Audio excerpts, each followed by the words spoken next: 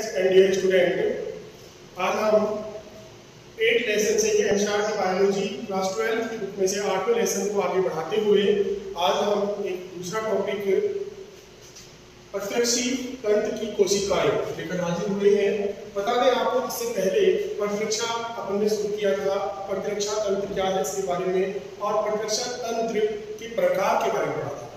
प्रतिरक्षा तंत्र दो प्रकार का, एक सहज विशिष्ट या जन्मजात प्रतिरक्षा तंत्र और या प्राकृतिक प्रतिरक्षा तंत्र बोलते हैं।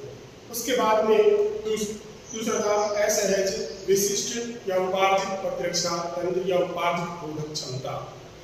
इसके तहत अपन ने सहज पहले वाला जन्मजात या प्राकृतिक रोधक क्षमता या असहज के अंतर्गत अपन ने पढ़ लिया था।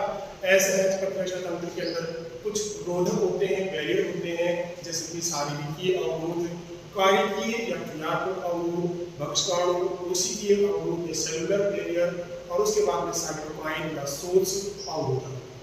इसके बाद में हमने पढ़ा था उपार्जित प्रतिरक्षा तंत्र की उपार्जित प्रतिरक्षा तंत्र या फिर एक्वायर्ड क्लास सहज इम्यूनिटी सिस्टम। तो सहज एक्वायर्ड उपार्जित जो हम बाहर से टीकों के द्वारा विभिन्न क्रियाओं के द्वारा प्राप्त करते हैं, जन्म के बाद प्राप्त करते हैं, उपार्जित प्रतिरक्षा तंत्र कहलाता है। उपार्जित प्रतिरक्षा तंत्र के अंतर्गत उपार्जित प्रतिरक्षा तंत्र की कुछ विशेषताएं थी, कुछ विशेषताओं के बारे में पढ़ा था, जो कि 5 विशेषताएं थी। प्रतिजन विशिष्टता, प्रतिरक्षात्मक विविधता, प्रतिरक्षात्मक स्मृति या मेमोरी, और स्वयं अपना तथा अन्य पराया कोशिकाओं में विभेद। तो ये 5 उनकी विशेषताएं थी। उसके बाद में आज अपन अगला टॉपिक शुरू कर रहे हैं, प्रतिरक्षी तंत्र की कोशिका। प्रतिरक्षी तंत्र जो कि हमें रोगों से लड़ने की क्षमता प्रदान करता है, प्रतिरोधक क्षमता उत्पन्न करता है, रोगाणु आदि हमारे शरीर में प्रवेश कर जाते हैं तो उन्हें प्रवेश करने से रोकता है, या प्रवेश कर भी जाते हैं तो उन्हें मार देता है। तो हमारे शरीर में उन रोगाणुओं को, उन रोग कारकों को मारने के लिए वो कौन सी कोशिकाएं हैं, उनके बारे में आज हम पढ़ रहे हैं। तो प्रतिरक्षा तंत्र में मुख्य रूप से 2 प्रकार की कोशिकाएं होती हैं। एक होती है लसीकाणु लिम्फोसाइट। देखिए आपके सामने बोर्ड पे एक चित्र बना हुआ है, लेकिन अभी इस चित्र के बारे में कोई जिक्र नहीं है। जब इस चित्र का अध्ययन करेंगे तब आपको बताऊंगा। तो पहले प्रतिरक्षी तंत्र की कोशिकाएं 2 प्रकार की प्रतिरक्षी तंत्र की कोशिकाएं होती हैं जो रोगों लड़ने के लिए सक्षम होती हैं, रोगों को मारने के, रोगाणु को मारने के लिए, शरीर से बाहर निकालने के लिए आवश्यक होती है। उनमें से एक कोशिका होती है लसीकाणु या लिम्फोसाइट, और दूसरी होती है प्रतिजन या एंटीजन प्रदर्शक कोशिकाएं। इसके बारे में हम पहले पढ़ते हैं लसीकाणु या लिम्फोसाइट। लसीकाणु या लिम्फोसाइट ये क्या है? एक लिम्फोसाइट जो होती है मुख्य रूप से WBC ही होती है, व्हाइट ब्लड कार्पल्स होती हैं, श्वेताणु होती हैं, श्वेत कोशिकाएं होती हैं। रक्त के अंदर पाई जाने वाली श्वेत कोशिकाएं या WBC कोशिकाएं ही लिम्फोसाइट होती है। लिम्फोसाइट जो है वो एकणिका में कोशिकाएं होती हैं, यानी एक डेंड्रोसाइट कोशिकाएं होती हैं, अर्थात उनकी कोशिकाओं कोशिका द्रव्य में कणिकाएं नहीं पाई जाती। तो एक स्वस्थ मनुष्य के शरीर के रक्त में लसीकाणु होते हैं, मनुष्य के शरीर के रक्त में ही लसीकाणु होते हैं, जो एक प्रकार की WBC होती है, एक प्रकार की WBC या व्हाइट ब्लड कार्पल्स होती है। अर्थात ये WBC है जो शरीर में रोगों से लड़ने की क्षमता विकसित करती है। ये कुल WBC का जो लसीकाणु होती है, लिम्फोसाइट होती है, वो लिम्फोसाइट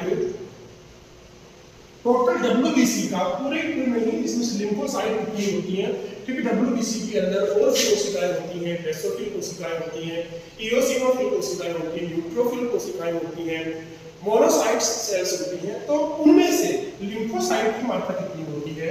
लिम्फोसाइट 20% होती है।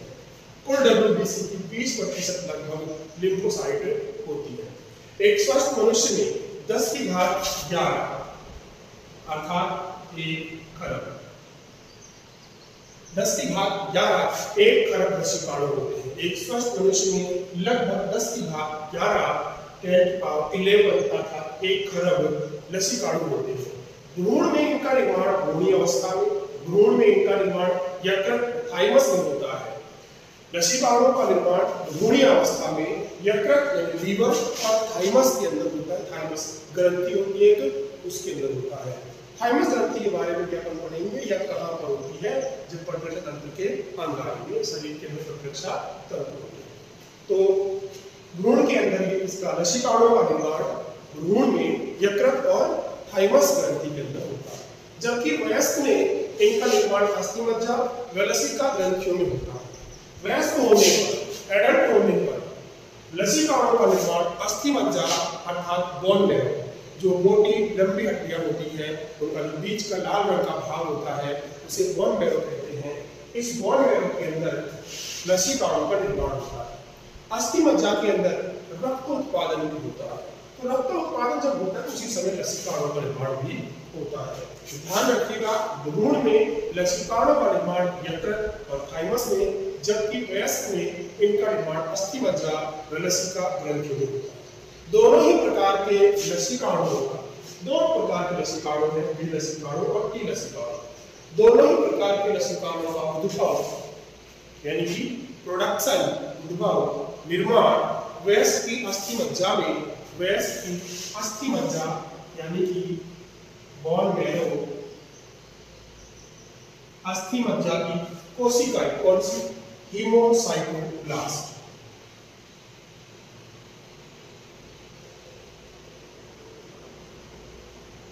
हीमोसाइटोब्लास्ट ऊतक की स्तंभ कोशिका, ये टिश्यू है हीमोसाइटोब्लास्ट, ऊतक की स्तंभ कोशिका।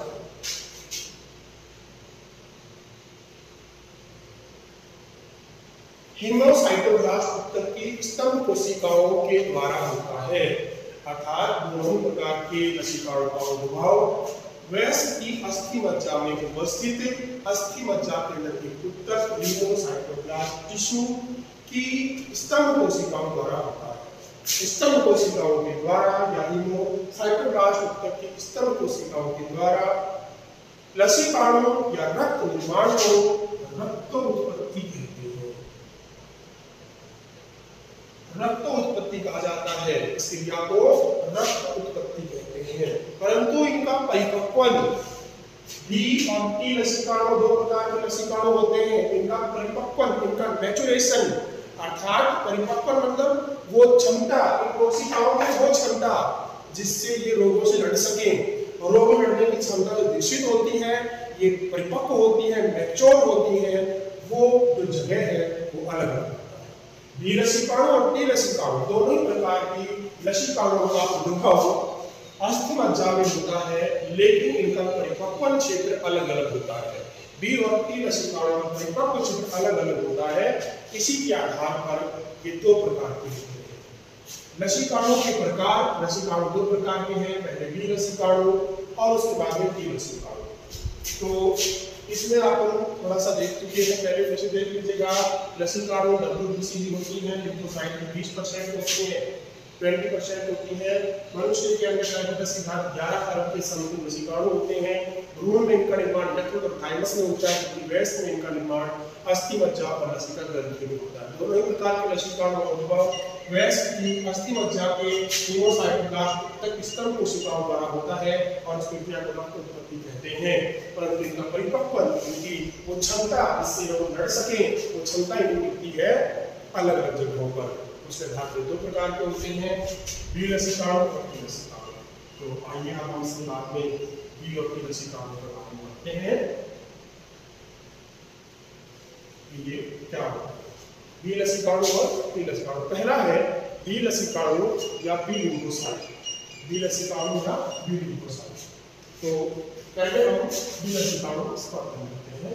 बी लसीकाओं, बी लिम्फोसाइट, इसे बी लसिका कोशिका भी कहते हैं। बी लसिका कोशिका, बी लसीकाओं, बी लिम्फोसाइट। सबसे पहले आप बात करते हैं कि बी शब्द जो है ये कहां से? बी लिम्फोसाइट का उद्भव, निर्माण आपको पहले बता दिया कहाँ होता है, अस्थिमज्जा, बोन मैरो। इसी और इनका परिपक्वन भी बोन मैरो में होता है। बी लसीकाओं का उद्भव और परिपक्वन दोनों ही बोन मैरो में होता है।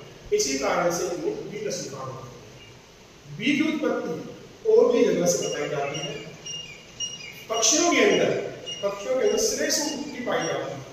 इस श्लेष्म पुट्टी को वर्षा ऑफ फैब्रिशियस बोला जाता है, वर्षा ऑफ फैब्रिशियस। तो श्लेष्म पुट्टी होती है, वर्षा शब्द जो है उस वर्षा से लिया गया है, बी को वर्षा से लिया गया, वर्षा ऑफ फैब्रिशियस। ये अपनी नोट के अंदर आगे आप बताएंगे उसके बारे में।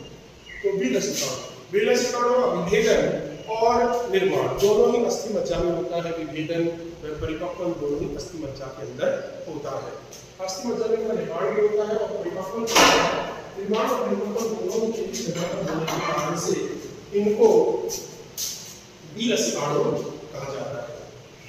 तो अस्थि मज्जा में परिपक्वन भी होता है, विभेदन भी होता है, इसलिए इन्हें बी लसिकाणु कहते हैं। कशेरुकियों यानी पक्षियों में इनका विभेदीकरण, कशेरुकियों में वो भी पक्षियों में इनका विभेदीकरण आहार नाल के समीप ब्रश के समान, कहां पर? आहार नाल के समीप ब्रश के समान लसिका उत्तक वर्षा ऑफ फैब्रिशियस।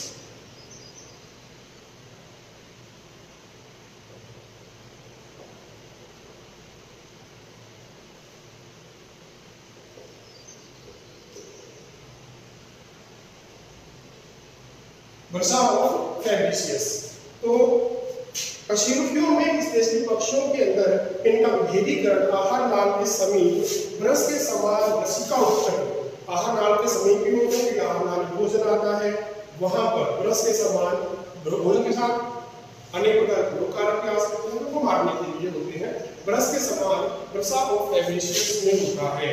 तो कशेरुकियों में जैसे पक्षियों के अंदर बताया गया है, पक्षियों के अंदर इनका विभेदीकरण आहार नाल के समीप ब्रश के समान लसिका उत्तक वर्षा ऑफ फैब्रिशियस में होता है। जबकि स्तनधारियों में, जो स्तनधारी प्राणी होते हैं, मैमल्स होते हैं, जैसे मानव है, गाय, कुत्ता, घोड़ा, बिल्ली, बकरी, ये सभी स्तनधारियों में टॉन्सिल जो हमारे सांस नली के दोनों तरफ पाए जाते हैं, टॉन्सिल गले में, सांस नली के दोनों तरफ। पैर पैचेस ये हमारी छोटी आंत और बड़ी आंत की जॉइंट के स्थान पर पाए जाते हैं, पैर पैचेस। वह अपेंडिक्स ये भी आहार नाल का भाग है, नहीं होता। स्तनधारियों में इनका परिपक्वन टॉन्सिल में, पैर पैचेस में और अपेंडिक्स में होता है।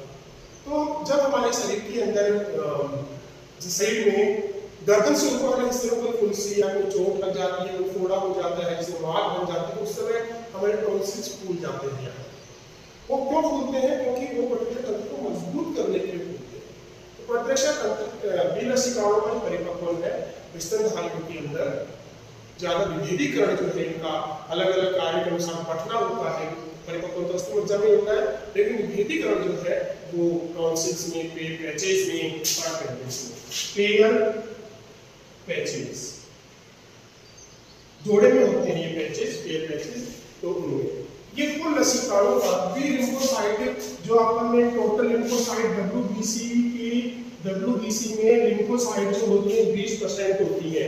इस 20% में भी 5 से 15% तक बी लिम्फोसाइट, बी लिम्फोसाइट 5 से 15% तक होती है। तो बी लसिकाणुओं की मात्रा जो है टोटल 20% में 5 से 15 तक बी लसिकाणु पाए जाते हैं। रोग जनकों की उत्पत्ति, रोग जनकों की उपस्थिति में जब कोई रोग जनक शरीर में प्रवेश कर जाता है तो बी लसिकाणु क्या करती है? रोग जनकों की उपस्थिति में बी लसिकाणु हमारे रक्त में प्रतिरक्षी प्रोटीनों अर्थात एंटीबॉडी, पहले बताया आपको एंटीबॉडी प्रोटीन ही होती है, उसको इम्यूनोग्लोबुलिन प्रोटीन कहते हैं। प्रतिरक्षी प्रोटीनों की सेना उत्पन्न करते हैं बी लसिकाणु। रोग जनकों की उपस्थिति में हमारे शरीर में प्रतिरक्षी प्रोटीनों की सेना उत्पन्न करती है ताकि वे रोग जनकों से लड़ सकें।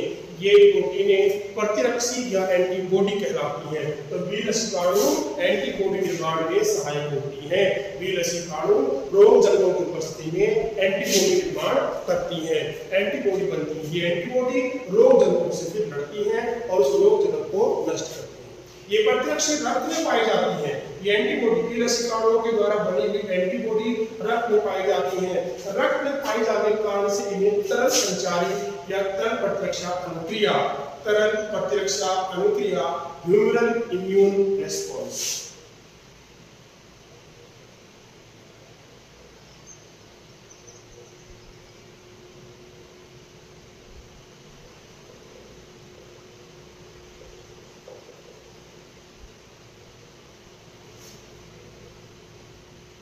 तरल प्रतिरक्षा अनुक्रिया जोड़ेंगे।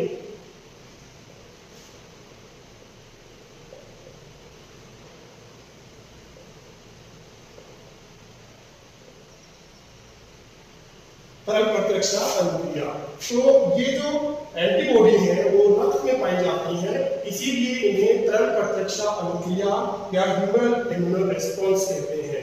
तरल प्रतिरक्षा अनुक्रिया में विलसिकाणु भाग लेते हैं। तो यह प्रथम प्रतिरक्षी अनुक्रिया है। यह प्रथम प्रतिरक्षी अनुक्रिया होती है क्योंकि जब भी कोई रोगजनक प्रवेश करता है तो वो डायरेक्ट रक्त में जाता है और रक्त की प्रतिरक्षी सबसे पहले रक्त की एंटीबॉडी जो विलसिकाणु द्वारा बनती है, वो रक्त की एंटीबॉडी ही सबसे पहले रोग कारक से मुठभेड़ करती है, सामना करती है, उससे लड़ती है। अतः रक्त के द्वारा होने वाली है प्रथम अनुक्रिया कहलाती है। तो तरल इम्यूनो रिस्पॉन्स या ह्यूमन इम्यूनो रिस्पॉन्स जो है वो प्रथम अनुक्रिया कहलाती है। प्रथम अनुक्रिया जो प्रतिरक्षी माध्य उपार्जित प्रतिरक्षा अनुक्रिया कहलाती है क्योंकि वो अनुक्रिया एंटीबॉडी के माध्यम से होती है। एंटीबॉडी बनती है विलसिकाणु से, एंटीबॉडी के माध्यम से होने के कारण से उसे प्रतिरक्षी माध्य उपार्जित प्रतिरक्षा अनुक्रिया कहते हैं। प्रतिरक्षी माध्य उपार्जित प्रतिरक्षा कहते हैं AMIS। AMIS प्रतिरक्षी माध्य उपार्जित प्रतिरक्षा, AMIS antibody mediate immunity system, AMIS antibody immunity, AMIS तो एंटीबॉडी मीडिएट इम्यूनिटी सिस्टम प्रतिरक्षी माध्यित प्रतिरक्षी अनुक्रिया कहलाती है AMIS। और AMIS में जो लसिकाणु भाग लेते हैं वो बी लसिकाणु होते हैं, बी लिम्फोसाइट होते हैं। तो AMIS का बी लसिकाणु भाग होते हैं। तो सबसे पहला ये है कि प्रतिरक्षी जो है वो रक्त में पाई जाती है। रक्त में पाए जाने के कारण से इन्हें प्रथम अनुक्रिया होती है। सबसे पहले रोगजनकों से रक्त के अंदर पाए जाने वाली एंटीबॉडी लड़ती हैं तो उसे ह्यूमन रिस्पॉन्स तरल प्रतिरक्षा अनुक्रिया कहते हैं, प्रथम अनुक्रिया होती है। और यह अनुक्रिया प्रतिरक्षी के माध्यम से होती है, एंटीबॉडी के माध्यम से होती है, इसलिए इसे प्रतिरक्षी माध्यिक उपार्जित प्रतिरक्षा कहते हैं। प्रतिरक्षी माध्यिक उपार्जित प्रतिरक्षा एंटीबॉडी मीडिएटेड इम्यूनिटी सिस्टम कहते हैं। बी लसिकाणु AMIS या एंटीबॉडी मीडिएटेड इम्यूनिटी सिस्टम प्रतिरक्षी माध्यम प्रतिरक्षा तंत्र का माध्यम बनते हैं। तो बी लसिकाणु AMIS का माध्यम बनते हैं। एक और आएगा यहाँ पर CMIS, तो आगे आएगा और उसके अंदर माध्यम कौन बनती है, बी लसिकाणु बनते हैं। आगे आएगा वो, तो ये था बी लसिकाणु के बारे में। बी लसिकाणु ध्यान लीजिएगा, बी लिम्फोसाइट बी लसिकाणु और मेदन परिपक्व अस्थि में होता है, इसलिए इन्हें बी लसिकाणु कहते हैं। कशेरुकियों पक्षियों में इनका भेदीकरण आहार के समय ब्रश के समान लसिका उत्तक वर्षा और फेमिनिशियस में होता है, जबकि स्तनधारी में इनका भेदीकरण टॉन्सिल्स, पैचेस और अपेंडिक्स में होता है। ये कुल लसिकाणु की 5 से 15% होती है। रोगजनकों की उपस्थिति में लसिकाणु हमारे शरीर में रक्त में प्रतिरक्षी प्रोटीनों की सेवा उत्पन्न करती है ताकि रोगजनकों से लड़ सके। ये प्रतिरक्षी प्रोटीनें एंटीबॉडी कहलाती है। ये प्रतिरक्षी रक्त में पाई जाती है, इसलिए इन्हें तरल प्रतिरक्षा अनुक्रिया ह्यूमन इम्यूनो रिस्पॉन्स कहते हैं। ये प्रथम अनुक्रिया होती है जो प्रतिरक्षा माध्यिक उपार्जित प्रतिरक्षा अनुक्रिया कहलाती है। एंटीबॉडी मीडिएटेड इम्यूनिटी सिस्टम कहलाती है। और बी लसिकाणु इसका माध्यम बनती है AMIS। अगला है टी लसिकाणु, टी लिम्फोसाइट। यहाँ पर भी हम देखेंगे कि इस टी की उत्पत्ति कहाँ से हुई है। देखिए टी लसिकाणु या टी लिम्फोसाइट, टी लसिका कोशिका, टी लिम्फोसाइट। टी लसिका कोशिकाओं का उद्भव या टी लसिका कोशिकाओं का निर्माण अस्थि मज्जा में ही होता है, परंतु इनका परिपक्व थाइमस ग्रंथि में होता है। टी लसिकाओं का निर्माण या उद्भव अस्थि मज्जा बोन मैरो में होता है, परंतु इनका परिपक्व थाइमस ग्रंथि में होता है। थाइमस ग्रंथि जो कि हमारे चेस्ट वाले भाग में, छाती वाले भाग में स्टर्नम हड्डी जो होती है बीचों बीच, ये वाली हड्डी बीच की हड्डी स्टर्नम या उरोस, इसके जस्ट नीचे पाई जाती छोटी सी ग्रंथि होती है। ये बचपन के अंदर बड़ी होती है, परंतु वयस्क होने के साथ साथ इसका आकार बढ़ता जाता है और वृद्धावस्था आने पर यह बिल्कुल एक धागे के समान बिल्कुल नष्ट हो जाती है। इसी कारण से वृद्धावस्था के अंदर रोग कारकों को करने की क्षमता कम हो जाती है और वृद्धों के अंदर अनेक रोग भी इसी कारण से होते हैं, क्योंकि थाइमस ग्रंथि जो है वो एक प्रजनन तंत्र की मुख्य ग्रंथि है। यह ग्रंथि बचपन में बड़े आकार की होती है, लेकिन आयु बढ़ने के साथ साथ ये घटती जाती है। वयस्कावस्था में इसका आकार घट जाता है, वृद्धावस्था आने पर यह एक पतली धागे के समान हो जाती है, कई बार नष्ट हो जाती है। ऐसे के अंदर वृद्धों के अंदर रोग कारकों करने की क्षमता खत्म हो जाती है। तो टी कोशिकाओं का निर्माण अस्थिमज्जा में परंतु इनका परिपक्व थाइमस ग्रंथि होने के कारण इन्हें थाइमोसाइट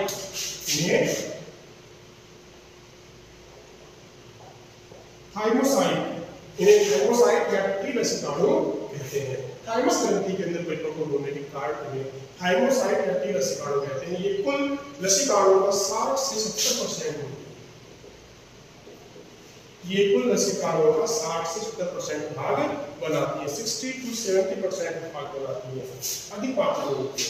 ये लसिकाणु संक्रमण स्थल पर गमन करके जहां पर भी रोग कारक ने प्रवेश किया है, चोट लग रही है, सूजन आ गया है या वो स्थान पक गया है, उस स्थान पर गमन कर संक्रमण कारक को मार देती है। ये टी लसिकाणु कोशिकाएं संक्रमण स्थल पर गमन करती हैं और संक्रामक कारक को मार देती है। टी कोशिकाएं खुद तो प्रत्यक्षों का श्रावण निर्माण नहीं करती हैं।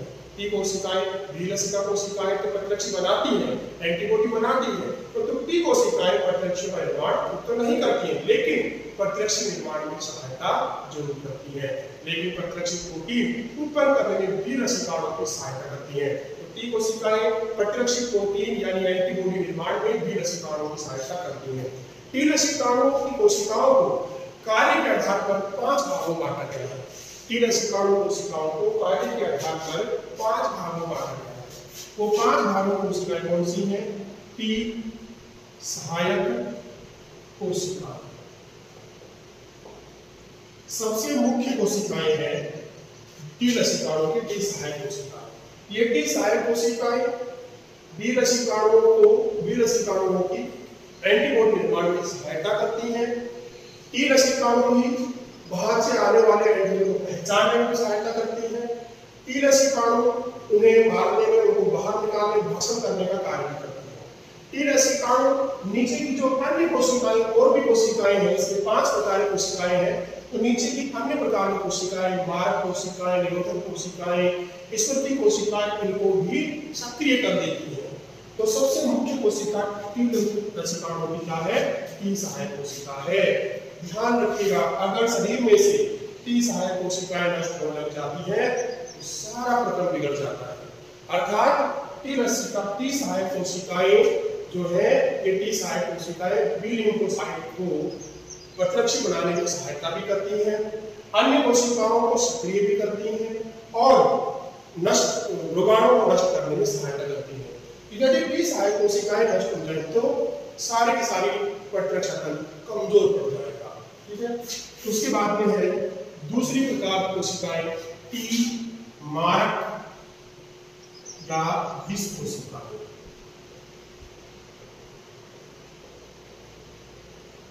टी मारक या विष कोशिका, नाम में ये है टी मारक कोशिकाएं, तो ये बी लिम्फोसाइट के साथ मिलकर के रोग कारक को मारने का काम करती हैं। विष कोशिकाएं होती हैं जहरीली कोशिकाएं। तीसरी कोशिकाएं हैं टी निरोधक या संक्रमण कोशिकाएं।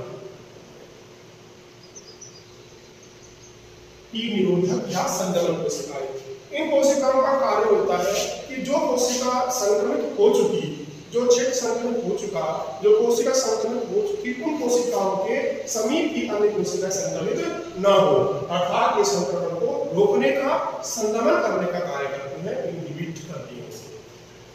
संक्रमण को आगे बढ़ने से, फैलने से रोकने का कार्य करती है ये संक्रमण कोशिका। चौथी प्रकार की होती है, बहुत मुख्य कोशिकाएं हैं टी स्मृति कोशिका। नाम से ही है स्मृति, तो आप समझ गए होंगे क्योंकि आपको उपाधि प्रतिरक्षा का एक गुण प्रत्यक्षात्मक स्मृति पढ़ाया था। तो टी स्मृति कोशिकाएं क्या करेंगी? टी स्मृति कोशिकाएं बाहर से आने वाले रोग जनक को पहचान करके उसकी पहचान को सुरक्षित रखती हैं।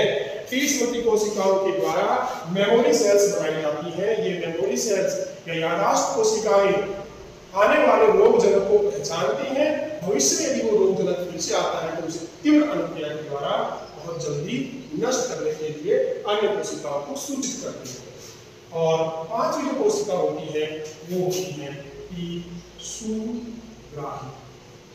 टी सुग्राही कोशिका। ये कोशिकाएं एंटीजन आदि को पहचानने के लिए, कोशिकाएं एंटीजन आदि के लिए टी सुग्राही कोशिका है वो एंटीजन जो आ रहा है उसके लिए सुग्राही होती है, उसको एक्सेप्ट करके उसको मारने के लिए स्वीकार करती है। तो इस प्रकार से टी कोशिकाएं जो है, टी कोशिकाएं, टी लिम्फोसाइट्स हैं वो 5 प्रकार की होती है। टी सहायक कोशिकाएं, टी मारक कोशिकाएं, टी निरोधक या संदर्भ कोशिकाएं, टी स्मृति कोशिकाएं और टी सुग्राही कोशिका। अब कुछ इंपॉर्टेंट बातें चलते हैं। पहली बात, एड्स का जो HIV विषाणु है, एड्स का HIV virus, human immuno deficiency virus, HIV virus जब शरीर में प्रवेश करता है तो वह मनुष्य की कौन सी कोशिकाओं को संक्रमित करता है? टी सहायक कोशिकाओं को। ध्यान दीजिएगा, मैंने सबसे पहले ही आपको बताया था कि टी सहायक कोशिकाएं बहुत कार्य करती हैं, इन सभी कोशिकाओं को सक्रिय करती हैं। टी सहायक कोशिकाएं बी कोशिकाओं के साथ मिलकर के प्रतिरक्षा निर्माण में सहायता करती है। अगर सबसे पहले इन्हीं कोशिकाओं को संक्रमित कर दिया जाए तो आगे सारी गति रुक जाएगी और प्रतिरक्षा कमजोर पड़ जाएगा। इसीलिए एड्स के अंदर प्रतिरक्षा तंत्र कमजोर पड़ जाता है, इम्यूनिटी सिस्टम कमजोर पड़ जाता है और अनेक रोग जो है वो मनुष्य को घेर लेते हैं। एड्स एक अकेला रोग नहीं है, बल्कि एड्स बहुत अनेक प्रकार के रोगों का एक समूह है।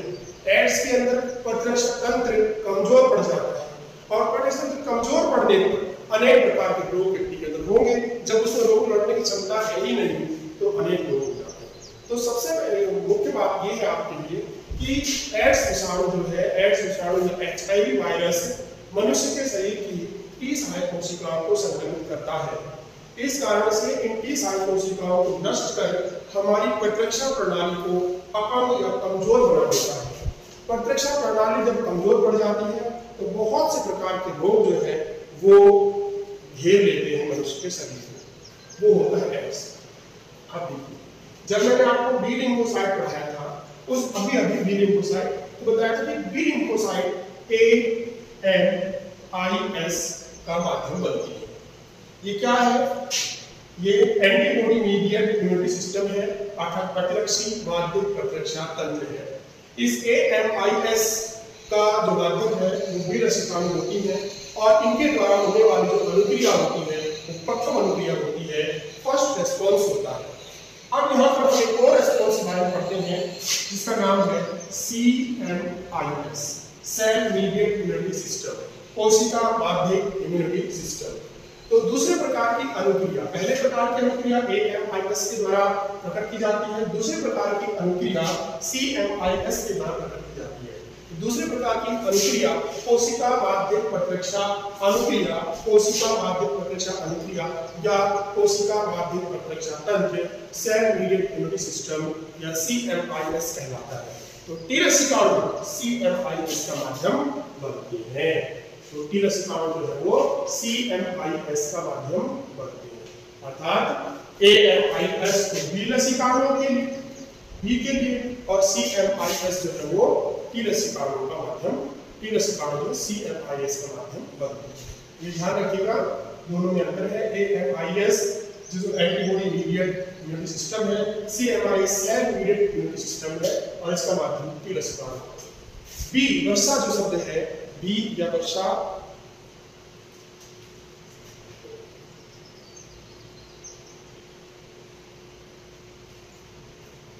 बी या वर्षा, जो बी रसिकाणु में बी शब्द है, बी वर्षा,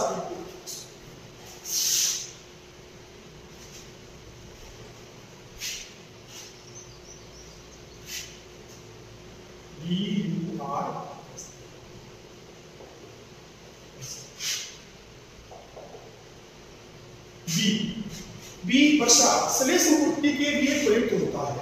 बी वर्षा श्लेष्म कुट्टी के लिए प्रयुक्त होता है। पक्षियों पर किए गए अध्ययन से पता चलता है, पक्षियों पर किए गए अध्ययन से पता चलता है कि पक्षियों में पाया जाने वाला फैब्रिशियस की श्लेष्म कुट्टी, फैब्रिशियस की श्लेष्म कुट्टी पश्च आहार नलिका लसिका अंग एंटीबॉडी कोशिकाओं के आणविक विकास का स्थान था।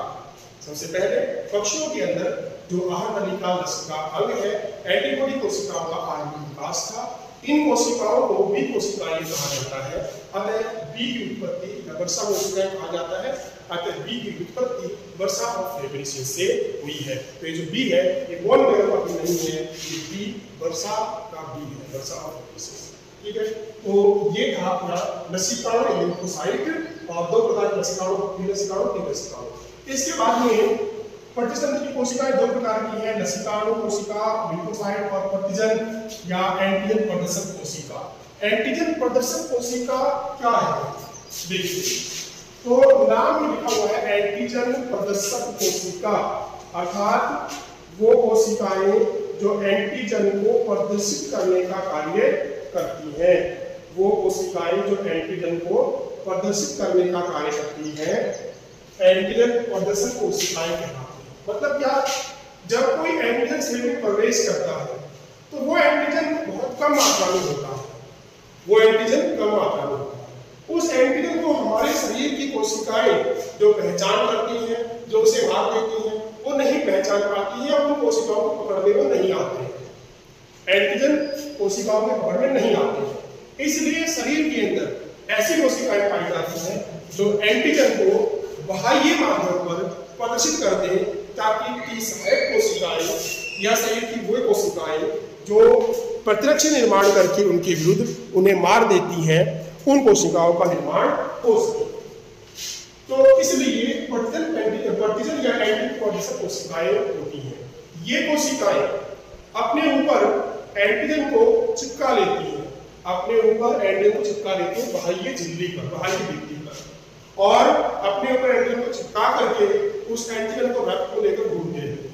जैसे ही कोई टी सहायक कोशिका टी लसिकाणु इनके संपर्क में आती है तो वो टी सहायक कोशिकाएं आसानी से टी एंटीजन प्रदर्शक कोशिका के द्वारा उसे पहचान लेती हैं, उसके विरुद्ध एंटीबॉडी बनाती हैं और उस एंटीजन को नष्ट कर देती हैं। तो एंटीजन प्रदर्शक कोशिका लसिका प्रदर्शक तंत्र की मुख्य कोशिका है जो एंटीजन को पहचानने में, उसे प्रदर्शित करने में सहायता करती है। जैसे ही कोई एंटीजन हमारे शरीर में प्रवेश करता है तो एंटीजन प्रदर्शक कोशिका जो कि बृहद भक्षकाणु या बी लसिकाणु उसे संसाधित कर देते हैं, उसे संसाधित करते हैं ताकि वो आसानी से एंटीबॉडी के पकड़ में आए।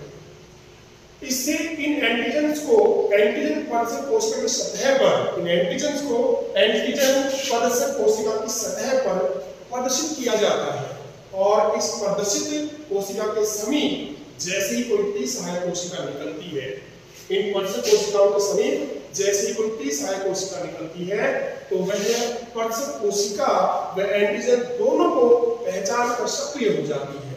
वह टी सहायक कोशिका प्रदर्शक कोशिका और एंटीजन को पहचान कर सक्रिय हो जाती है।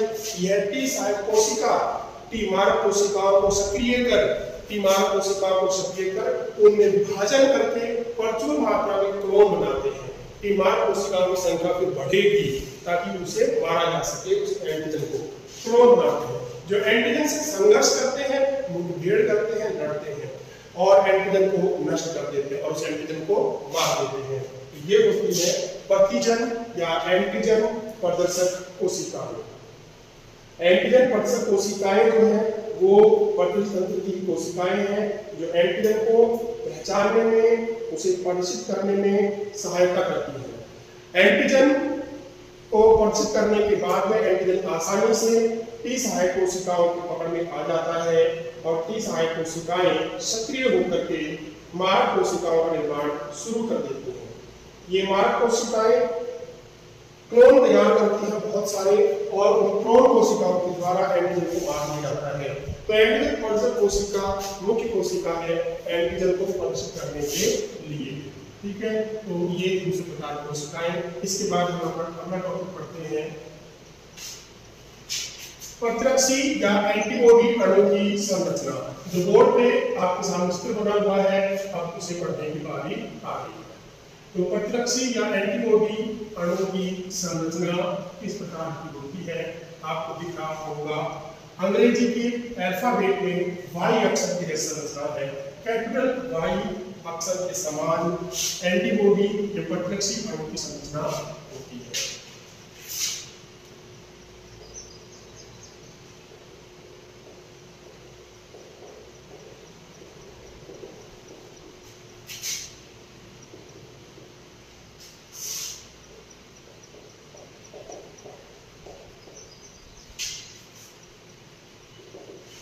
प्रतिरक्षी या एंटीबॉडी अणु की संरचना। तो प्रतिरक्षी अणु या एंटीबॉडी की संरचना आपके सामने बोर्ड पर बनी हुई है, आप इसका अध्ययन करेंगे। तो यह संरचना वाई आकार की संरचना होती है। पहले बता दें आपको, एंटीबॉडी एक प्रकार की प्रोटीन ही होती है। एंटीबॉडी एक प्रकार की प्रोटीन होती है, प्रतिरक्षी एक प्रकार की प्रोटीन होती है, और इन प्रोटीनों को क्या कहा जाता है? Immunoglobulin protein. तो एंटीबॉडी की जो प्रोटीन होती है वो प्रोटीन इम्यूनोग्लोबुलिन प्रोटीन होती है। इस इम्यूनोग्लोबुलिन प्रोटीन को शॉर्ट में आईजी लिखा जाता है। संक्षेप में आईजी लिखते हैं, आई बड़ा जी छोटा, आईजी। तो यह एंटीबॉडी या प्रतिरक्षी जो है वो एक प्रोटीन होती है, और प्रोटीन का नाम इम्यूनोग्लोबुलिन प्रोटीन होता है, जो संक्षेप में आईजी लिखते हैं। और इसकी संरचना जो है वो होती है कैपिटल वाई के समान। बड़ा जो वाई होता है उसके समान इसकी संरचना होती है। इस प्रतिरक्षी अणु के अंदर दो प्रकार की चैन होती है, दो प्रकार की चैन, हल्की श्रृंखला और भारी श्रृंखला। भारी श्रृंखला होती है वो बड़े आकार की होती है, हल्की श्रृंखला छोटी होती है। दो भारी श्रृंखलाएं होती है और दो ही हल्की श्रृंखला होती है। देखिए, भारी श्रृंखला ये लंबी वाली श्रृंखला है, ये भारी श्रृंखला है, और हल्की श्रृंखला ये छोटी वाली है, ये हल्की श्रृंखला है। भारी श्रृंखलाओं को हैवी चेन या एक्स चेन बोलते हैं, जबकि हल्की श्रृंखलाओं को लाइट चेन या एल चेन बोला जाता है। प्रतिरक्षी अणु के अंदर दो प्रकार की हल्की और भारी श्रृंखलाएं होती हैं, दो ही भारी श्रृंखला होती है, दो हल्की श्रृंखला होती है, इसलिए इस संरचना को H2L2 संरचना भी कहा जाता है। तो रक्त सीरम में पाई जाने वाली एंटीबॉडी को प्रतिरक्षी ग्लोबुलिन, प्रतिरक्षी हिंदी में प्रतिरक्षी ग्लोबुलिन, रक्त सीरम में पाई जाने वाली एंटीबॉडी को प्रतिरक्षी ग्लोबुलिन या इम्यूनोग्लोबुलिन आईजी कहा जाता है। प्रत्येक प्रतिरक्षी अणु में 4 पॉलीपेप्टाइड श्रृंखलाएं होती हैं। प्रत्येक प्रतिरक्षी अणु में 4 पॉलीपेप्टाइड श्रृंखलाएं होती हैं, 1, 2, 3 और 4 पॉलीपेप्टाइड यानी प्रोटीन के पॉलीपेप्टाइड पेप्टाइड से बनी हुई श्रृंखलाएं होती हैं। दो छोटी जो लघु श्रृंखलाएं, हल्की श्रृंखलाएं लाइट चेन कहलाती हैं, और दो बड़ी जो दीर्घ भारी श्रृंखलाएं या एक्स चेन कहलाती हैं। इसलिए प्रतिरक्षी अणु को H2L2 के रूप में दर्शाया जाता है। ये 4 पेप्टाइड श्रृंखला एक साथ पाई जाती हैं। ये 4 पेप्टाइड श्रृंखलाएं एक साथ होती हैं, आपस में जुड़ी होती हैं। ये श्रृंखलाएं आपस में जुड़ करके वाई आकार की संरचना बनाती है। इसमें प्रतिरक्षी की पेप्टाइड श्रृंखलाएं, एंटीबॉडी की पेप्टाइड श्रृंखलाएं आपस में डाइसल्फाइड बंध के द्वारा जुड़ी होती हैं। डाइसल्फाइड बंध लाल रंग से जगह पर दिखाए गए हैं। डाइसल्फाइड बंध के द्वारा ये एक्स चेन और एल चेन आपस में जुड़ी हुई होती है। श्रृंखलाओं के निचले भाग यानी पूंछ स्थिर व अपरिवर्तनशील होते हैं। तो श्रृंखला के निचले भाग जो होते हैं वो भारी श्रृंखला के बने होते हैं, जो कि स्थिर क्षेत्र होते हैं, अर्थात परिवर्तनशील नहीं होते, अपरिवर्तनशील होते हैं। जैसे बने हुए हैं वैसे के वैसे बने रहेंगे। तो श्रृंखला के निचले भाग पूंछ स्थिर व अपरिवर्तनशील होते हैं तथा ऊपरी भाग परिवर्तनशील होते हैं। अर्थात देखिए, ये एक एंटीबॉडी है, इस एंटीबॉडी के साथ में एंटीजन जुड़ेगा। तो जब एंटीजन आता है तो उस एंटीजन को पहचान करके उसे जोड़ना होता है। अगर एंटीजन की संरचना जिस प्रकार की है तो उसके पूरक संरचना, एंटीजन की पूरक संरचना एंटीबॉडी की होनी चाहिए, तभी वो एंटीबॉडी से जुड़ेगा। इसलिए जो एंटीबॉडी के ऊपरी स्थल होते हैं वो परिवर्तनशील क्षेत्र होते हैं। ये परिवर्तनशील क्षेत्र एंटीजन को देख करके अपनी संरचना में कुछ चेंज कर देते हैं, कुछ परिवर्तन कर देते हैं, ताकि एंटीजन को अपने साथ में जोड़ा जा सके। ऊपरी परिवर्तनशील क्षेत्र जो होते हैं उन क्षेत्रों के पास में प्रतिजन बंधक स्थल होते हैं, जहां पर एंटीजन को जोड़ा जाता है। ये एंटीबॉडी है, अतः एंटीजन को जोड़ा जाएगा। अब आप ध्यान दीजिएगा, देखिए, मान लीजिए ये एक एंटीबॉडी की संरचना है। मैंने आपको समझाने के लिए एंटीबॉडी की एक संरचना बनाई है।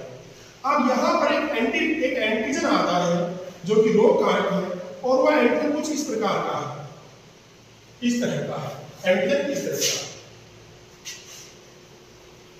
का ऐसा होगा। देखिए यहाँ पर जो संरचना है, एंटीबॉडी की संरचना कुछ इस प्रकार की है, ठीक है, एंटीजन इस तरह से है, एंटीबॉडी की संरचना कुछ इस प्रकार की है, आने वाला एंटीजन जो है वो इस तरह से है। अब ये जो एंटीजन है, उस एंटीजन की आकृति कुछ अलग प्रकार की है, वो इसमें फिट नहीं हो पाएगा, या आप मान लीजिए कि वो एंटीजन की संरचना इस तरह से, ठीक है, इस तरह से। तो अब ध्यान दीजिएगा, ऊपरी श्रृंखला के बाहरी श्रृंखलाओं के ऊपरी जो क्षेत्र है वो परिवर्तनशील क्षेत्र है, अर्थात उनमें परिवर्तन आ सकता है कुछ, इसलिए एंटीजन को देख करके ये प्रजनन बंधक स्थल अपना थोड़ा सा आकृति को बदल लेंगे, अर्थात ये कुछ इस तरह से हो जाएंगे। अब क्या होगा भाई, ये तो एंटीजन है और ये एंटीबॉडी के प्रतिजन बंधक स्थल है, एंटीजन बंधक स्थल है। अब क्या होगा, इन दोनों को आपस में आसानी से जोड़ा जा सकता है, ये इसके अंदर फिट हो जाएगा। तो एंटीजन एंटीबॉडी जो प्रक्रिया होती है, एंटीजन एंटीबॉडी के जुड़ने की जो प्रक्रिया होती है, वो ताला चाबी सिद्धांत के अनुसार, ताला चाबी सिद्धांत के अनुसार होती है। अर्थात जिस प्रकार से एक ताला अपनी ही ताली के द्वारा खुलता है, अपनी ही चाबी के द्वारा खुलता है, चाबी के द्वारा, उसी के अनुसार एंटीजन जो है, एंटीबॉडी है, वो एंटीजन के पूरक होने पर ही अपने साथ में जोड़ सकती है। जब एंटीजन एंटीबॉडी जुड़ जाता है तो एंटीबॉडी एंटीजन पारस्परिक क्रिया होती है, और उस क्रिया के फलस्वरूप दोनों जुड़ जाते हैं, एंटीजन को नष्ट कर दिया जाता है। तो भारी श्रृंखला के जो ऊपरी क्षेत्र होते हैं वो परिवर्तनशील होते हैं, जो एंटीजन को देख करके अपनी संरचना में कुछ परिवर्तन कर लेते हैं और एंटीजन को अपने साथ जोड़ लेते हैं। भारी श्रृंखला और हल्की श्रृंखला के ऊपरी क्षेत्रों के अंदर दोनों तरफ प्रतिजन बंधक स्थल होते हैं। इन प्रतिजन बंधक स्थलों पर एंटीजन को जोड़ा जाता है, एंटीजन आकर के जुड़ता है। तो श्रृंखलाओं के निचले भाग पूंछ स्थिर अपरिवर्तनशील होते हैं तथा ऊपरी भाग परिवर्तनशील होते हैं, जो H चैन के बने होते हैं। ऊपरी भाग परिवर्तनशील, जो H चैन के बने होते हैं। वायु संरचना के ऊपर वाली श्रृंखलाओं पर, वायु संरचना के ऊपर वाली श्रृंखलाओं पर एंटीजन या प्रतिजन से बंध बनाने वाले स्थल होते हैं, जिन्हें प्रतिजन बंधक स्थल कहते हैं। जो विशिष्ट प्रतिजन या विशेष प्रतिजन बंधक स्थल के साथ ताला कुंजी या ताला चाबी के तरह बंध बना लेते हैं और प्रतिजन या एंटीजन को अपने ऊपर चिपका लेते हैं। इस प्रकार प्रतिजन, इस प्रकार एंटीबॉडी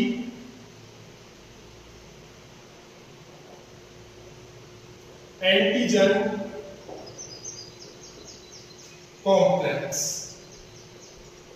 बनता है। एंटीबॉडी एंटीजन को जोड़ लेती है, इस प्रकार से एंटीबॉडी एंटीजन सम्मिश्र या कॉम्प्लेक्स बनता है।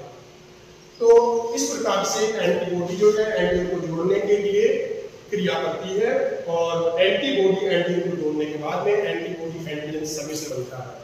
हमारे शरीर में विभिन्न प्रकार की एंटीबॉडी पाई जाती हैं, और उन एंटीबॉडी को IG के द्वारा हम लिखेंगे सभी एंटीबॉडी को। तो IgA, IgM,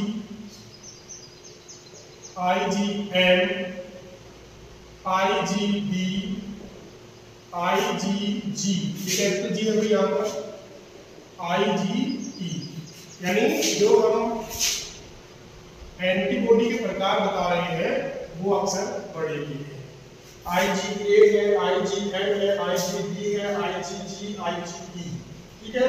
तो यहाँ पर IgA जो है वो दूध से, शिशु को माता के दूध से, यानी कोलेस्ट्रॉल जो प्रथम दूध होता है उससे शिशु को प्राप्त होती है। IgG जो है वो माता के द्वारा अपना प्लेसेंटा से शिशु को प्राप्त होती है। IgE जो एंटीबॉडी होती है एलर्जी कारक के विरुद्ध बनने वाली एंटीबॉडी होती है। IgM होती है हेपेटाइटिस रोग के अंदर भी, हेपेटाइटिस के रोग कारक होते हैं, विषाणु होते हैं, उस करने के विरुद्ध बनती है। तो मानव के शरीर में विभिन्न प्रकार की मानव के शरीर में विभिन्न प्रकार की एंटीबॉडी होती है, IgA, IgM, IgD, IgG, IgE। इनमें से आप IgG और IgA का ध्यान रखिएगा। IgG आगे भी आएगा पाठ के अंदर, दूसरा वाला पाठ में तीसरा लेसन उसके अंदर। तो IgA जो है वो IgA प्रकार की माता के दूध से, जो दूध होता है कोलेस्ट्रॉल ईस कहलाता है, उस दूध से शिशु को प्राप्त होती है IgA। और IgG माता के शरीर से अपरा को पार करके भ्रूण के अंदर पहुंच जाती है, वो IgG। ठीक है, तो ये था प्रत्यक्षी अणु या एंटीबॉडी की संरचना। इसके बाद में सक्रिय प्रतिरक्षा, निष्क्रिय प्रतिरक्षा टॉपिक है, टीकाकरण भी है।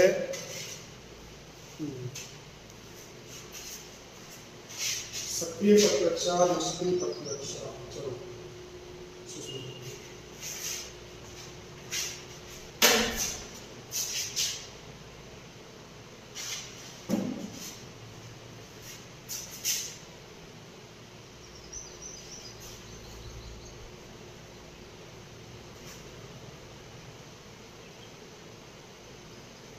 जितना बना है उसको बना सकते हो या आपको नोट्स के द्वारा उपलब्ध कराया जाएगा जब आपको, और इसका डायग्राम सेंड किया जाएगा। स्क्रीनशॉट लेना चाहो तो स्क्रीनशॉट ले लीजिए। चलिए, इसके बाद में अपन प्रतिरक्षा के प्रकारों के अंदर और प्रकार पढ़ते हैं। दो प्रकार के वैसे पढ़े थे, उपार्जित और जन्मजात के और प्रकार की होती है। तो सक्रिय प्रतिरक्षा, एक्टिव इम्यूनिटी,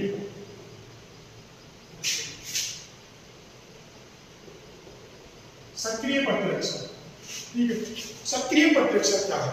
देखिए, सक्रिय प्रतिरक्षा के अंतर्गत शरीर के अंदर एंटीजन के रूप में जो सक्रिय प्रतिरक्षा उत्पन्न की जाती है, उस समय शरीर के अंदर एंटीजन के रूप में रोगाणुओं को ही प्रवेश करवाया जाता है। ध्यान दीजिएगा, सक्रिय प्रतिरक्षा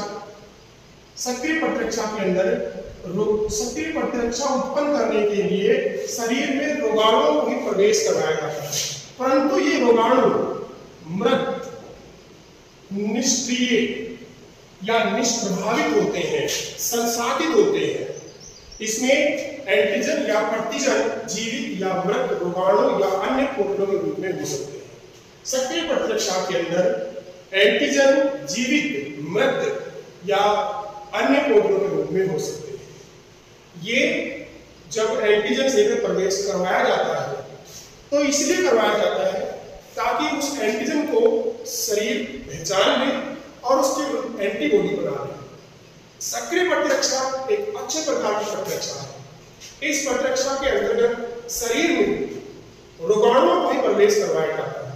उन रोगाणुओं को प्रवेश करवाते समय उन रोगाणुओं को तो मृत किया जाता है या निष्क्रिय किया जाता है, और उन रोगाणुओं को हमारा शरीर पहचान करके उन्हें नष्ट करता है। साथ ही साथ आपको बताया है कि ये टीके के रूप में दी जाती है, ये वैक्सीन या प्रतिजन।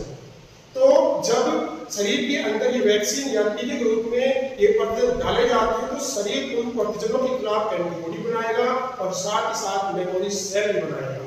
ये मेमोरी सेल, याददाश्त कोशिकाएं उस एंटीजन को याद रखेंगी और भविष्य में यदि वो एंटीजन दोबारा आता है तो उसे और तीव्र अनुक्रिया के साथ नष्ट कर देती है।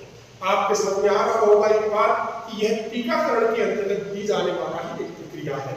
सक्रिय प्रतिरक्षा ही उत्पन्न करते हैं टीकाकरण प्रणाली के अंदर। बचपन के अंदर जितने प्रकार के टीके दिए जाते हैं, डीपीटी के टीके होते हैं, टीबी के टीके होते हैं, टाइफाइड के, पोलियो के टीके होते हैं, हेपेटाइटिस के टीके होते हैं, टिटनस के टीके, ये सभी टीके जो बचपन में दिए जाते हैं या हमें बाद में पूरे जीवन भर सुरक्षा प्रदान करते हैं। तो उस समय टीकों के अंदर उन्हीं रोग कारक जो रोग है, टिटनस है, टीबी है, पोलियो है, यही उनके ही वायरस, उनके ही जीवाणु होते हैं जो शरीर में प्रवेश करवा करके उनको पहचानने के लिए शरीर को मजबूत किया जाता है। तो सक्रिय प्रतिरक्षा जो है वो जीवित मृत रोगाणुओं के द्वारा उत्पन्न की जाती है, और यह प्रतिरक्षा जब शरीर के अंदर उत्पन्न की जाती है तो रोगाणु को शरीर पहचान करके एंटीबॉडी बनाता है, और एंटीबॉडी बनाने के साथ साथ स्मृति कोशिका बनाता है। ये स्मृति कोशिकाएं भविष्य में यदि वो एंटीजन शरीर में आ जाता है तो उस एंटीजन को पहचान करके उसी समय नष्ट कर देती है और हमें रोगों से बचा देती है और रोग नहीं होने देती है। यह प्रतिरक्षा उत्पन्न होने में समय लगता है, अर्थात इस प्रतिरक्षा के अंदर टाइम लगता है, समय लगता है, लेकिन यह प्रभावी लंबे समय तक होती है, दीर्घ काल तक प्रभावी होती है, पूरी जीवन भर हमें सुरक्षा प्रदान करती है। इस प्रतिरक्षा के अंतर्गत रक्त, रोगाणु, जीवाणु या रोगकारक दिए जाते हैं, निष्क्रिय रोगकारक दिए जाते हैं, और ये रोगकारक थोड़ी मात्रा में दिए जाते हैं, धीरे धीरे एंटीबॉडी निर्माण को प्रेरित किया जाता है। अतः इस प्रतिरक्षा से कोई पार्श्व प्रभाव या साइड इफेक्ट नहीं होते हैं। तो इस प्रकार की प्रतिरक्षा में प्रत्यक्षीकरण के लिए जानबूझकर रोगाणुओं को शरीर में प्रवेश करवाया जाता है, तो उससे सक्रिय प्रतिरक्षा उत्पन्न की जाती है। इसमें एंटीजन या प्रतिजीवित या मृत रोगाणु या अन्य प्रोटीन के रूप में हो सकते हैं। जब प्रतिकोषी प्रतिजनों का एंटीजनों का सामना करता है, जब प्रवेश करवा रहे एंटीजन तो उनका सामना करता है, तो उसके शरीर में प्रतिरक्षी या एंटीबॉडी पैदा होती है। इस प्रकार की प्रतिरक्षा सक्रिय प्रतिरक्षा या एक्टिव इम्यूनिटी कहलाती है। इस प्रतिरक्षा में कोई पार्श्व प्रभाव या साइड इफेक्ट नहीं होते हैं, परंतु यह धीमी गति से कार्य करती है और अपनी पूरी प्रभावशाली अनुक्रिया प्रदर्शित करने में समय लेती है।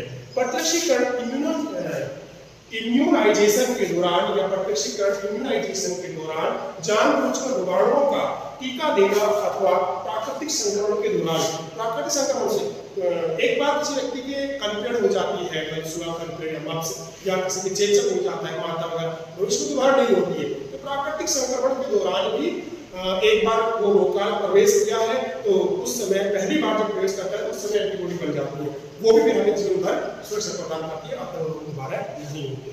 तो प्रत्यक्षीकरण या इम्यूनाइजेशन के दौरान जानबूझकर रोगाणुओं का टीका देना अथवा प्राकृतिक संक्रमण के दौरान संक्रामक जीवों को शरीर में पहुंचाना सक्रिय प्रतिरक्षा को प्रेरित करता है, सक्रिय प्रतिरक्षा बनने को प्रेरित करता है।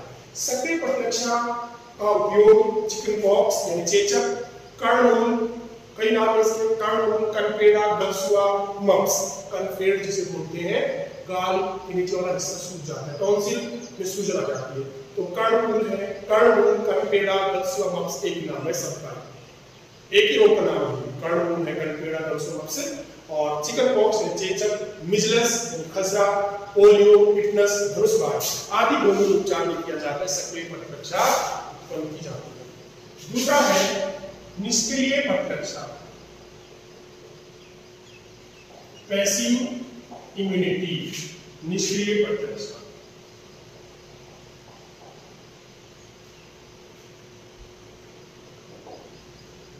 पैसिव इम्यूनिटी, निष्क्रिय प्रतिरक्षा, इसके अंदर क्या करते हैं, इसके अंदर बने बनाए पहले से ही निर्मित शरीर के अंदर किसी विशेष भयंकर भयानक रोग से अचानक से किसी को रोग हो जाता है, तो उस समय शरीर की रक्षा के लिए पहले से निर्मित बने बनाए एंटीबॉडी के शरीर में डाल जाते हैं। वही सक्रिय प्रतिरक्षा के अंदर ध्यान दीजिएगा, सक्रिय प्रतिरक्षा पहले रोगाणु दिए जाते हैं, उन रोगाणुओं को हमारा शरीर क्या समझेगा, एंटीजन, और शरीर स्वयं उनके खिलाफ क्या बनाएगा, एंटीबॉडी बनाएगा। तो रोगाणु दिए जाएंगे, उन्हें एंटीजन समझेगा, फिर एंटीबॉडी बनेंगी, वो एंटीबॉडी कम मात्रा में होंगी, फिर ज्यादा मात्रा में होंगी, तब जाकर उस रोग से सुरक्षा मिलेगी। लेकिन कई बार लोग ऐसे घातक होते हैं जो बहुत जल्दी अपना प्रभाव दिखा देते हैं। ऐसे के अंदर व्यक्ति को अगर हम एंटीजन देंगे, उसके बाद एंटीबॉडी बनेंगे, फिर रोग से बचेगा, तब तक हो सकता है वो व्यक्ति ही नष्ट हो जाए, वो तीव्र हो जाए।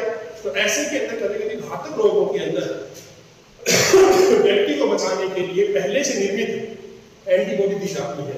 ये एंटीबॉडी मानव से निकाली जाती है या फिर पशुओं के रक्त सीरम से निकाली जाती है। अन्य जंतु रक्त सीरम से बनी हुई एंटीबॉडी होती है, ये एंटीबॉडी शरीर में प्रवेश कराया जाता है। इस प्रक्रिया को निष्क्रिय प्रतिरक्षा कहा जाता है। आप एक उदाहरण देखते हैं, सांप के काटने पर किसी व्यक्ति को सांप काट लेता है, सांप काटने के बाद में अगर हम सांप विष को खत्म करने के लिए एंटीजन ही देंगे, सांप का विष भी एक एंटीजन है, और उस एंटीजन के खिलाफ हमारा शरीर एंटीबॉडी इतनी नहीं बना पा रहा है, इसलिए सांप का विष व्यक्ति को मृत कर देता है। तो ऐसे में सांप के विष शरीर के अंदर सांप ने डस लिया है, उस समय यदि हम उसके विष को नष्ट करने के लिए एंटीजन देंगे, वो एंटीजन फिर एंटीबॉडी बनाएगा, और एंटीबॉडी बनाएगा तब सांप का विष नष्ट होगा, उतने समय पहले तो व्यक्ति ही मर जाएगा। ऐसे के अंदर जीवों को, व्यक्ति को बचाने के लिए पहले से निर्मित एंटीबॉडी ही दी जाती है। तो घातक रोगों के अंदर जो कि बहुत जल्दी अपना प्रभाव दिखाते हैं, जहर के विरुद्ध एंटीटॉक्सिक पदार्थ दिए जाते हैं, विष जो है सांप के डसने पर जो विष होता है उसके खिलाफ एंटीबॉडी दी जाती है। तो ऐसी प्रतिरक्षा को निष्क्रिय प्रतिरक्षा कहते हैं। जब शरीर की रक्षा के लिए बने बनाए प्रतिरक्षी सीधे ही शरीर में दिए जाते हैं, बने बनाए एंटीबॉडी इंजेक्शन के माध्यम से दे सकते हैं तो दिए जाते हैं, तो यह निष्क्रिय प्रतिरक्षा कहलाती है। इसमें प्रतिरक्षी या एंटीबॉडी मनुष्य या जंतु के रक्त सीरम से प्राप्त किए जाते हैं, जंतु के रक्त सीरम से प्राप्त किए जाते हैं। अब ये एंटीबॉडी दूसरे मनुष्य की होती है या जंतु की होती है, तो इनके इस प्रतिरक्षा के पार्श्व प्रभाव होते हैं, साइड इफेक्ट होते हैं, कुछ ना कुछ पार्श्व प्रभाव जरूर होते हैं और यह बहुत जल्दी कार्य करती है। वो ये धीमी है परंतु ये बहुत शीघ्र अपना प्रभाव दिखाती है। क्यों? क्योंकि बॉडी पे एंटीबॉडी दे रहे हैं परंतु इसके पार्श्व प्रभाव होते हैं। दूसरा, इसका जो प्रभाव है वो लंबे समय तक जीवन भर रहता है, लेकिन इसका जीवन भर नहीं रहता, कुछ समय, कुछ दिनों, कुछ घंटों तक ही रहता है। तो जो एंटीबॉडी दी जाती है वो मनुष्य या जंतु के रक्त सीरम से प्राप्त किए जाते हैं, जिससे यह अति शीघ्रता से प्रतिरक्षा उत्पन्न कर देता है। चूंकि इसमें पहले से निर्मित एंटीबॉडी या प्रतिरक्षा का उपयोग किया जाता है, इसलिए इसके पार्श्व प्रभाव भी हो सकते हैं। यह निम्न तरीकों से प्राप्त की जाती है। कुछ प्रतिरक्षा निष्क्रिय प्रतिरक्षा होती है, उसके पार्श्व प्रभाव भी नहीं दिखते हैं। तो कौन कौन सी ऐसे दो उदाहरण आपको देते हैं। एंटीबॉडी IgG अभी आपको बता रहा था, बनी बनाई एंटीबॉडी शिशु को अपरा के द्वारा प्राप्त हो रही है। माता के गर्भ में शिशु पल रहा है, माता के शरीर से निकली एंटीबॉडी अपरा को पार करके शिशु को मिलती है, तो ये निष्क्रिय प्रतिरक्षा है। IgG निष्क्रिय प्रतिरक्षा है। एंटीबॉडी IgG का स्थानांतरण साधारणतः प्रेगनेंसी के दौरान भ्रूण में अपरा या प्लेसेंटा द्वारा मां से शिशु को या भ्रूण को प्राप्त होती है। दूसरे प्रकार की एंटीबॉडी IgA दुग्ध श्रवण या लैक्टेशन के आरंभिक दिनों में, दुग्ध श्रवण या लैक्टेशन जो होता है, स्तनपान जब महिला कराती है तो उसके शुरुआती दिनों में, स्टार्टिंग स्टेज में, प्रारंभिक दिनों के दौरान मां द्वारा स्रावित पीले से तरल पीयूष या खीस कोलेस्ट्रॉल में प्रतिरक्षी IgA प्रचुर मात्रा में होता है। वहां कौन सा होता है? IgA। तो IgG तो माता से अपरा द्वारा प्राप्त होता है और IgG जो है माता के दूध से शिशु को प्राप्त होती है। जो विशेषकर प्रथम दूध होता है जिसको खीस, पीयूष या कोलेस्ट्रॉल बोलते हैं, उसके अंदर IgA की मात्रा अधिक होती है और ये प्रतिरक्षी शिशु को प्रारंभिक दिनों में रोगों से लड़ने की क्षमता बहुत ज्यादा प्रदान करती है। इसीलिए आवश्यक है कि शिशु के जन्म के बाद जो प्रथम दूध होता है उसको फेंके नहीं, उस दूध को शिशु को खिलाना चाहिए, क्योंकि उस दूध में बहुत मात्रा में एंटीबॉडी होती है जिससे शिशु को रोगों से सुरक्षा होती है। इसके बाद सेकेंड निष्क्रिय प्रतिरक्षा हो गई। इसके बाद टॉपिक आता है टीकाकरण या प्रतिरक्षीकरण। टीकाकरण वैक्सीनेशन या इम्यूनाइजेशन, वैक्सीनेशन की जो प्रक्रिया है आजकल बहुत चल रही है, काफी दिनों से। लास्ट में 2020 से आप देखते आ रहे हैं वैक्सीन, कोविड की वैक्सीन, कोरोना की वैक्सीन जो आ चुकी है और वैक्सीनेशन की प्रक्रिया चालू है। तो हम इसके बारे में डिटेल से पहले वैक्सीनेशन प्रक्रिया के बारे में वर्णन करेंगे और उसके बाद में हम चलेंगे इस पाठ संबंधित जो बातें हैं उसके बारे में, क्या होता है वैक्सीनेशन प्रक्रिया और वैक्सीनेशन के अंदर किस प्रकार से वैक्सीनेशन के अंदर जो दवाई दी जाती है, टीका दिया जाता है, वो क्या होता है, इसके बारे में डिटेल से पहले साधारण रूप से जानकारी आपको प्रदान करेंगे और उसके बाद इस पाठ संबंधित बातों का अध्ययन करेंगे। आज में इतना ही है। अगली क्लास के अंदर हम अगला टॉपिक आकर टीकाकरण और प्रतिरक्षीकरण लेकर के, टीकाकरण या प्रतिरक्षीकरण लेकर के फिर से हाजिर होंगे और उसके बाद आपका शरीर में प्रतिरक्षा तंत्र।